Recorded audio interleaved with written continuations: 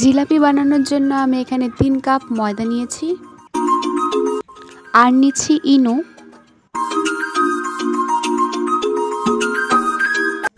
এক চামচ সরষের তেল দিয়ে ভালো করে মেখে নিব। অল্প অল্প করে জল দিয়ে একটা ব্যাটার তৈরি করে নিব।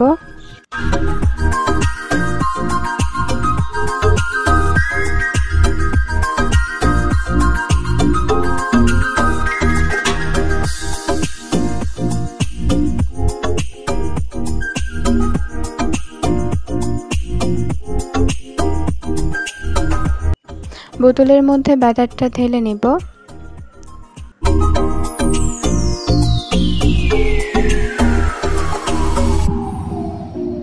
বোতলের মুখটাকে ফুটো করে নিব।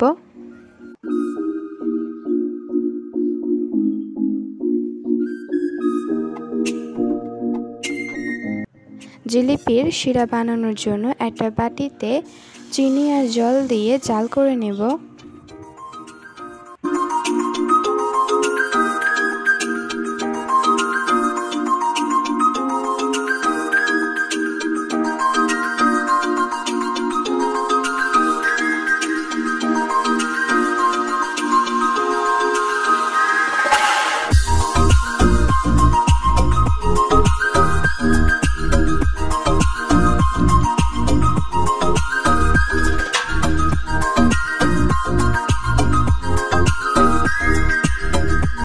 জিলিপি বানানো হয়ে গেলে শিরার মধ্যে জিলিপিগুলো দিয়ে উঠিয়ে নেব।